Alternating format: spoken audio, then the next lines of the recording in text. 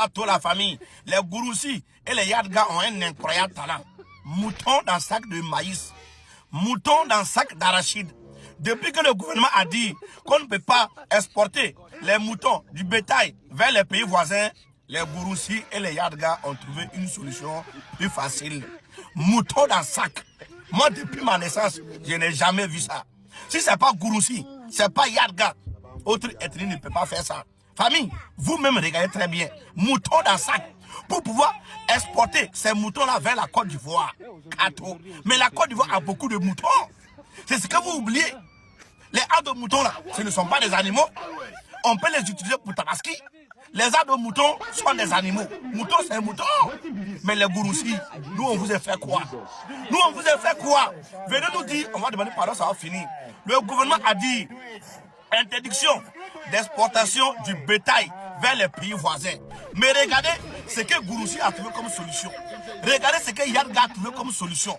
Mouton dans sac de maïs. Ah! Vous avez un incroyable talent. Hein? Vous avez un incroyable talent. Mouton dans sac de maïs. Famille, ça là, si c'est pas Gouroussi, dites-moi c'est quelle ethnie. Si c'est pas Yadga qui peut s'associer avec Gouroussi pour faire ça, quelle ethnie va faire ça au Burkina Faso? Oui, qui va faire ça? Parce qu'on a dit, c'est interdit d'exporter les moutons vers les pays voisins. Mais ceux-là, les Yadga, les Gouroussi, veulent manger la viande à nos voisins les Ivoiriens. Il dit, hein, pour vous là c'est quoi? Pour vous là c'est quoi? Vous avez mangé votre totem ou quoi? Kato, famille. Non, dites-moi ce que vous en pensez dans les commentaires. Vous-même regardez, mouton dans un sac de maïs. Est-ce que vous-même vous avez déjà vu ça là? Non, Dieu m'a étonné. Dieu m'a étonné.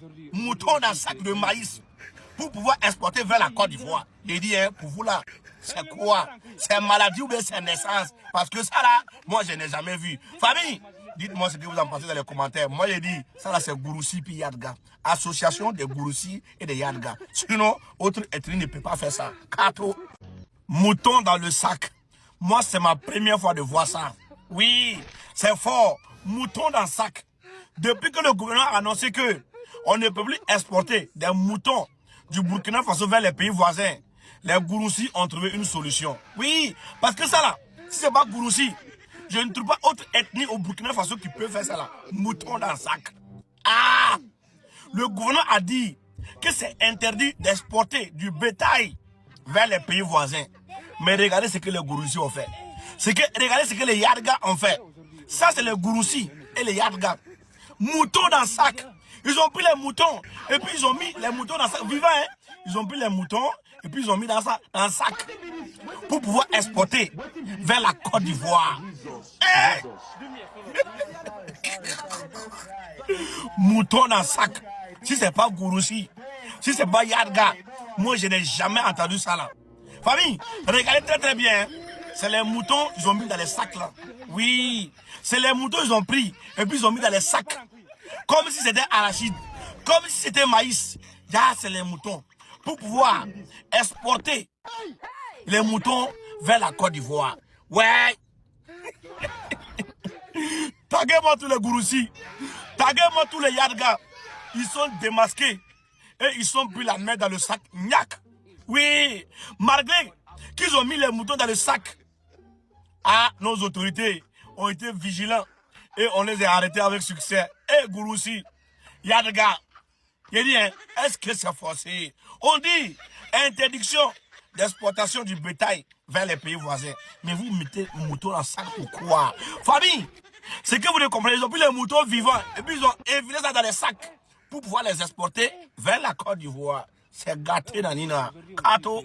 Le capitaine Ibrahim Traoré à la fête de la religion traditionnelle hier le 15 mai au Burkina Faso. Famille, c'est fort. Suivez cette vidéo attentivement et partagez au maximum. Son Excellence le capitaine Ibrahim Traoré à la fête de la religion traditionnelle hier le 15 mai. Suivez la vidéo attentivement et partagez au maximum.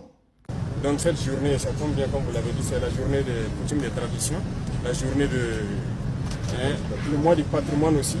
Je pense que ce n'est pas vain. Ce n'est pas uniquement spirituel, c'est aussi un mode de vie. Voilà, c'est beaucoup de choses, des valeurs. Il faut que les gens développent et que le Burkina redevienne ce que nous souhaitons.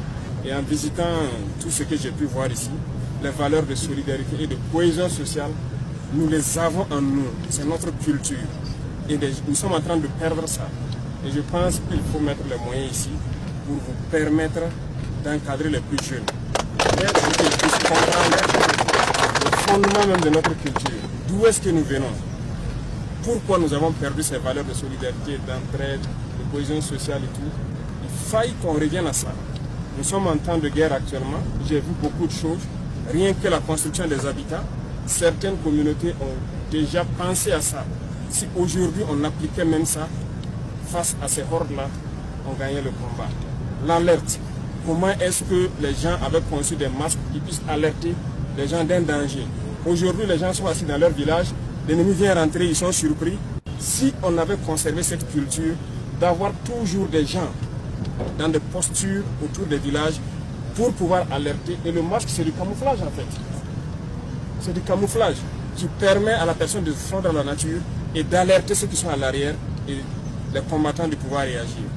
On a perdu beaucoup de choses et il faille que nous repartons à la source pour pouvoir puiser ces bonnes valeurs-là, pour pouvoir faire du Burkina ce que nous souhaitons. Parce que nos ancêtres se sont battus pour nous léguer cette terre-là.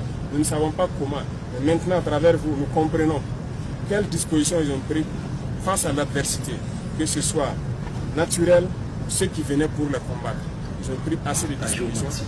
Donc il faut qu'aujourd'hui nous puissions nous inspirer de ça, prendre les mêmes dispositions pour que le Burkina existe pour les générations à venir.